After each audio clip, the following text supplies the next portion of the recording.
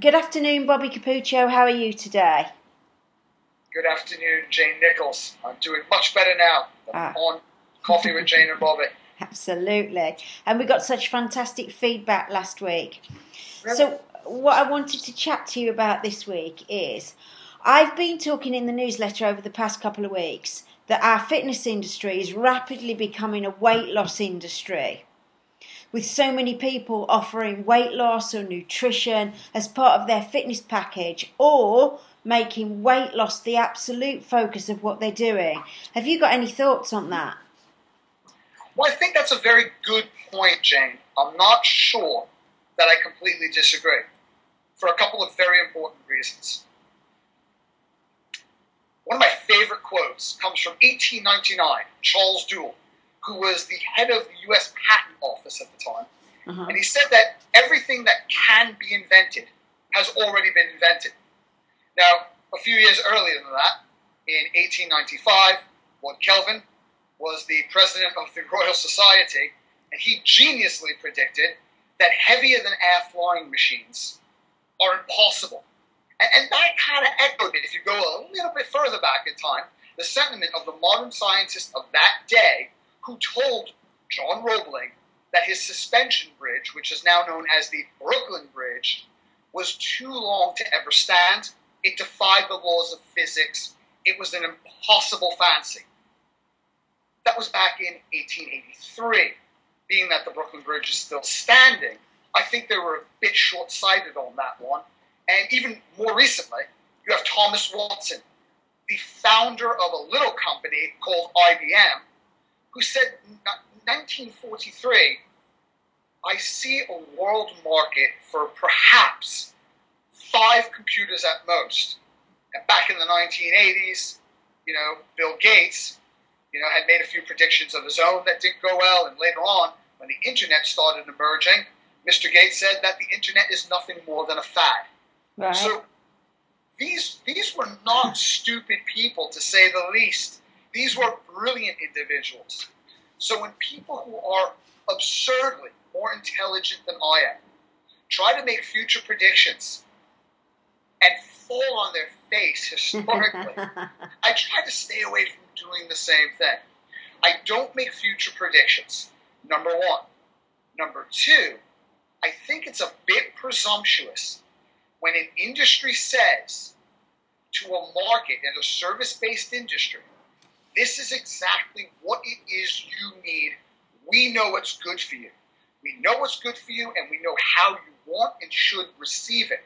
Now, if you're Apple rocked an entire industry because technologically people really didn't know what they want. So Apple would innovate something without really paying attention to any market research, create something that no one ever heard of, present it and said, hey, is this what you're looking for? And people go, oh, wow, yeah.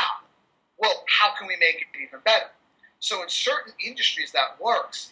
However, when you remove somebody from being an active participant of the actualization of the goals that they're working towards, you rob them of the responsibility and the triumph of achieving what they set out to achieve.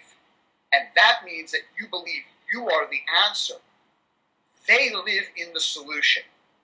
The only thing you can do is help people who lack resources to get them and tap into greater levels of resourcefulness to achieve a goal that's worthwhile for them. Now, if that's weight loss, and you know what, Jane, to your credit, there is a lot of evidence, anecdotal especially, to point out that most people still are looking for some type of cosmetic augmentation. However, what we can do, if we're not going to be futurists, not go, hey, I'm going to predict future trends, is we can take a look at what have we done in the past, what have we not capitalized on, where have we not met needs as effectively as we could have, and who is our consumer today, or who is our client today. I don't like using the word consumer because client implies that we have a fiduciary responsibility to that person, and we do. And who is our client going to be 10, 15, 20 years in the future? And right now it kind of looks like the baby boomer. So the baby boomer is going to become very, very soon, day after tomorrow perhaps, the mature population. So the mature population, now I have a client who is in his late 70s, and he told me that one of the things he wanted to be able to do is walk downstairs without holding on, be able to keep his balance because he constantly feels like he's falling over. And we're moving rapidly in that direction. He's making phenomenal progress. But the other day he mentioned he's got a partner that's a lot younger than him. Hey, when can we really work on my arms? Because I want to look really good in a tight T-shirt. And I'm sitting there going, at what age have we earned the right to go, do you know what? I'm done. I don't care. That's never going to happen. That's going to stay with us. So the mature population, we can't say they don't want to look better, but what we can say is not only do they want to look better, they want to live better. So the dynamic complexity, the breadth and depth of their goals are more complex. They're more expansive. They require more qualification. They require more empathy. They require more leadership than they ever have before. So I think the bottom line of what I'm saying is it is up to us to utilize our expertise, not only as teachers, not only as the authority, but more important, as the coach, the guide by the side, Roy Sugarman again, to lead people to where they want to be. And if we have the tools to lead people, to bridge the gap to where they are and where they want to be, well, regardless of whether their goal is improving activities of daily living, picking up their grandkids, or losing weight, we are equally prepared to meet them where they need to be met, not where we believe they should be. Right. Yeah, and I totally hear what you're saying, because on the flip of that, I also think that the point that you've raised, which I think is so pertinent here, is whilst the fitness industry is moving towards weight loss, most people are selling their version of weight loss to anyone who'll buy it. What they're not doing is looking at why the client needs to lose weight. Does the client need to lose weight? In a way, another thing that we talked about last week was that in this very early stages of the fitness industry taking on weight loss, it seems to me that the thin are getting thinner, but the fat are getting fatter. So we're not actually hitting the needs of the people that want it. We're hitting on those people that can do it. You know, I just had a vivid memory. It was about a year ago yesterday maybe, or a couple of days ago. I was sitting in a Premier Steakhouse in New York City, Peter Luger's. And sitting at the table, I had a brilliant woman who runs a consulting firm for businesses across multiple industries. I had a fitness celebrity who is at the top of his game in his microcosm of the industry. And I had a cognitive neuroscientist sitting at the table as well. And we were all chatting about what it is we do in wellness, health, and fitness. And the cognitive neuroscientist says something brilliant. She says to this guy, who he's iconic in his circle of influence, what you do is you take the top 1% of people who look and feel amazing, and you have to get them that much better. It's and she true. said, that's very hard. She says, what I do is I'm working with obesity trends in the United Kingdom, and I take the bottom 1%, and I try to give them tools that will change behaviors so they don't die very, very soon.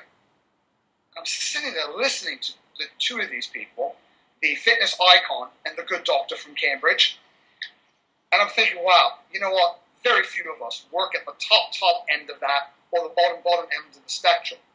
But we do all work somewhere in between. Yeah. And those people in between have certain needs. And if you look at a lot of the research into various types of therapies that help patients with the process of behavioral change, one of the key characteristics of change is that it has very little to do with the type of therapy.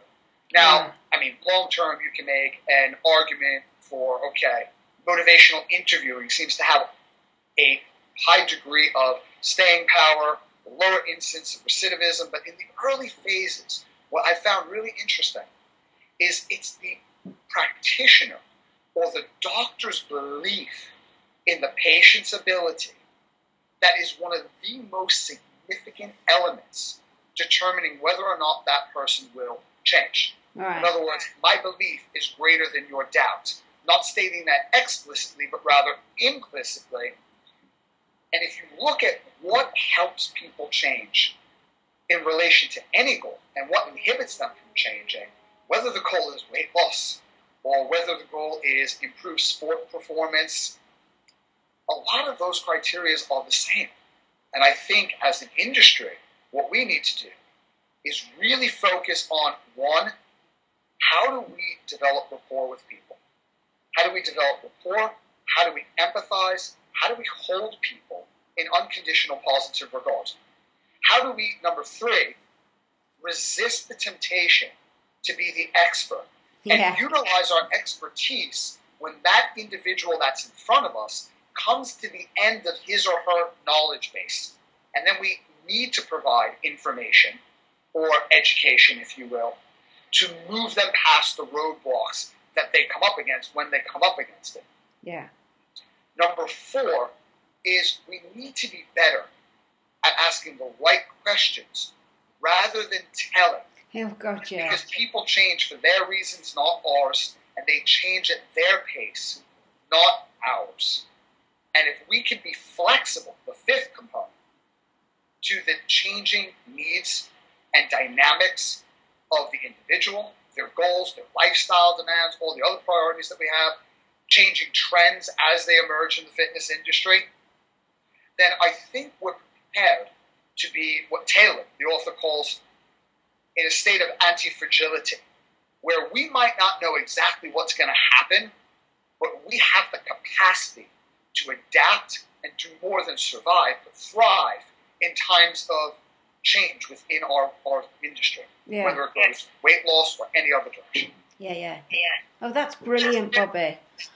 I think people should really get a lot and feed off that at the moment, because it's trying times for a lot of people, because there's the thing that you've picked on today is that there are so many people telling people what to do, not listening and not being in any way open-minded about the needs of their clients. So I think that's brilliant, actually. I thank you for that today.